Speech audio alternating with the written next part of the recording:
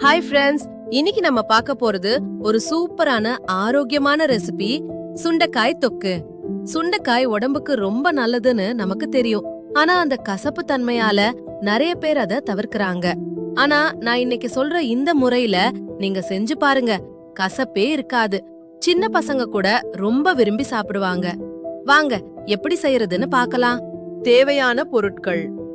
இந்த தொக்குக்கு தேவையான பொருட்கள் இதோ: சுண்டைக்காய், கடலைப்பருப்பு, உளுந்து, வரமிளகாய், சின்ன வெங்காயம், பூண்டு, சீரகம், பெருங்காயம், கறிவேப்பிலை, தேவையான அளவு உப்பு மற்றும் தேங்காய் எண்ணெய், புளி. முதல்ல நம்ம சுண்டைக்காய அம்மியில வச்சு ஒவ்வொன்னா தட்டி எடுத்துக்கலாம். தட்டி எடுக்கும்போது கவனமா பண்ணுங்க. இப்போ அடுப்புல வாணலிய வச்சுக்கலாம். அதுல நல்ல தாராளமா தேங்காய் எண்ணெய் ஊத்திக்கோங்க. தேங்காய் எண்ணெயோட மனமே தனிதான். எண்ணெய் காஞ்சதும் தட்டி வச்சிருக்க சுண்டைக்காய போட்டு நல்லா வறுக்கலாம். சுண்டைக்காய் 85% நல்லா வெந்து வரணும்.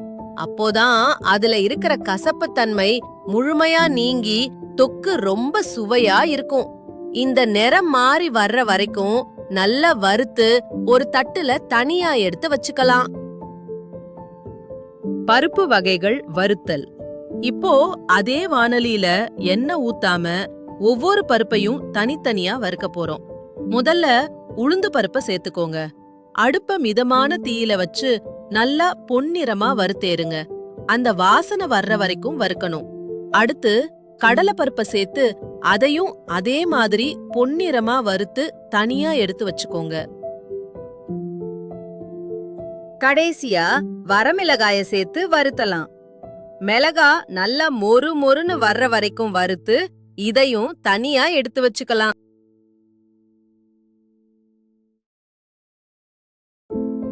இப்போ வாணலில மறுபடியும் கொஞ்சம் தேங்காய் எண்ணெய் ஊத்திக்கலாம்.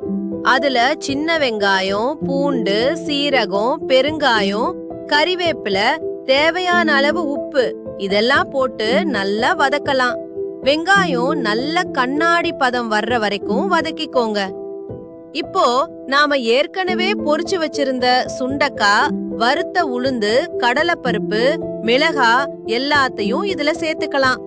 இதெல்லாம் ஒன்னா சேர்ந்து ஒரு 2 நிமிஷம் நல்லா தாளிச்சு பிரட்டி எடுங்க. அந்த மசாலா எல்லாம் சுண்டைக்காயில நல்லா கோட் ஆகணும், புளியோட சேர்த்து. இப்போ அடுப்ப ஆஃப் பண்ணிட்டு இந்த கலவைய நல்லா ஆற விட்டுறலாம். ஆறுன பிறகு மிக்ஸி ஜார்ல போட்டுக்கலாம். தண்ணி ஊத்தக்கூடாது. தண்ணி ஊத்துனா தொக்கு பதத்துக்கு வராது. பருப்பர்னு அரைச்சு எடுத்துக்கோங்க. அவ்வளவுதான். மணக்க மணக்க கசப்பில்லாத சுண்டைக்காய் தொக்கு ரெடி. இது சூடான சாதத்துல போட்டு பிசைஞ்சு சாப்பிட்டா ரொம்ப பிரமாதமா இருக்கும். இந்த வீடியோ உங்களுக்கு பிடிச்சிருந்தா லைக் பண்ணுங்க, சப்ஸ்கிரைப் பண்ணுங்க, உங்க ஃப்ரெண்ட்ஸுக்கும் ஷேர் பண்ணுங்க. வேற ஏதாவது டிஷ் வேணும்னா கமெண்ட்ல சொல்லுங்க, நான் செஞ்சு போடுறேன். அடுத்த வீடியோல பார்க்கலாம். பாய்.